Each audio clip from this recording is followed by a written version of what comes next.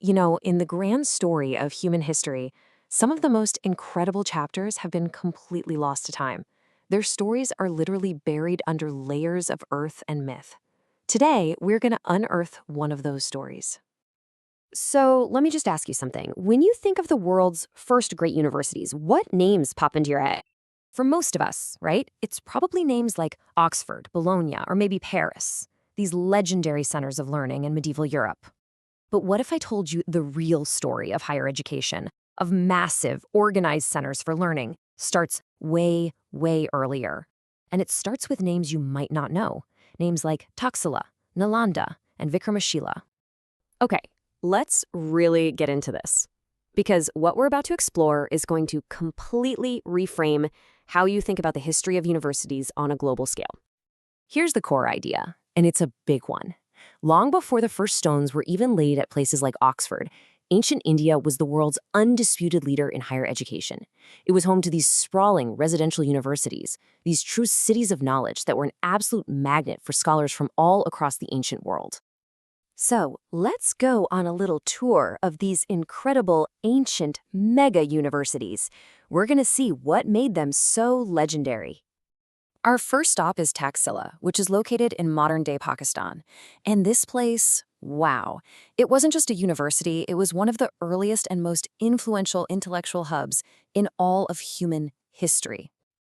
Okay, just think about these numbers for a second. Taxila was up and running for nearly 1,000 years, starting all the way back in the 5th century BC. The curriculum was incredibly diverse. Students could learn everything from archery and the arts to advanced medicine. And the faculty? It included absolute titans like Panini, the genius who basically wrote the rules for Sanskrit grammar, and Chanakya, the master political strategist. So from that pioneer, we now move to what is probably the most famous of them all, Nalanda. If Taxila laid the foundation, Nalanda was, without a doubt, the crown jewel of ancient Indian education. I mean, just look at this. Nalanda wasn't a school, it was an academic metropolis. The campus had 10 temples, meditation halls, huge lakes, and parks. And get this, at its peak, it housed 10,000 students, taught by 2,000 professors. That's a 5-to-1 student-teacher ratio that modern universities can only dream of. And right at its heart was the library, the Dharmaganja, a legendary 9-story building that held centuries of accumulated knowledge. But this wasn't just a story about two big institutions. No, Nalanda and Taxila were part of this thriving ecosystem of knowledge, an ecosystem that included other major, specialized universities like Vikramshila and Vallabhi. And this really shows you how diverse that ecosystem was. On one hand, you have Vikramshila, which was a powerhouse for Buddhist philosophy that deeply influenced Tibetan culture. And on the other, you have Vallabhi, which focused on a different school of Buddhist thought, but also specialized in really practical subjects like economics, business, and how to run a state. So we've seen where this all happened. But what about the what? What kind of truly groundbreaking knowledge was actually being produced and taught inside these ancient walls? Well, let's start right here with this number, 0. It seems so simple to us now, doesn't it? But the idea of treating 0 as an actual number, not just an empty space, was a completely revolutionary leap in mathematics, and it was pioneered by Indian thinkers like Brahmagupta at the Ujjain Observatory. But an idea like that is only as powerful as its ability to spread, right? And this slide traces that incredible journey. From foundational work in places like Ujjain, this knowledge traveled to the great intellectual centers of the Arab world, like Baghdad. And from there, it made its way into Europe, eventually forming the basis of the number system we all use every single day.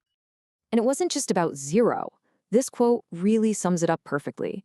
You had scholars like Bhaskaracharya who were working with concepts that were basically early forms of differential calculus. We're talking centuries before Newton and Leibniz in Europe. These thinkers were, quite simply, worlds ahead of their time. Now, this kind of advanced knowledge didn't just stay put in India. It acted like a powerful beacon, drawing in scholars from every corner of the known world. I mean, these were truly international institutions. Nalanda especially was a global crossroads for knowledge. Scholars would undertake these long, dangerous journeys from as far away as Tibet, China, Korea, and all over Central Asia, all of them seeking a place at what was then the world's premier university. A lot of what we know about this period actually comes from the detailed records these travelers left behind. The famous Chinese monk Huanzong spent years studying at Nalanda in the 7th century, and it's his writings that give us this vivid, first-hand account of the university's massive scale and its incredibly tough academic life. But this golden age, this incredible flourishing of knowledge and global exchange, it couldn't last forever. It eventually came to a tragic end, closing a monumental chapter in world history. This timeline really puts their incredible lifespan into perspective. Some, like Taxila, lasted for a millennium, but it also shows us their violent end. Taxila was abandoned after destructive invasions, and the symbolic end of this entire era came in the year 1197, when Nalanda University was sacked and destroyed by foreign invaders. And the fall of these great centers wasn't just about buildings crumbling to the ground. It was a catastrophic loss of knowledge.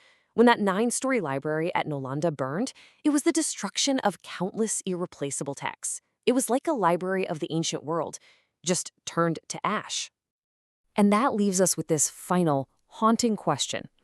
We know the legacy of these universities reshaped the world through things like mathematics and philosophy, but what else did we lose? If these were the greatest intellectual centers of their time, what other revolutionary ideas, what forgotten knowledge still lies buried in their ruins, just waiting to be rediscovered?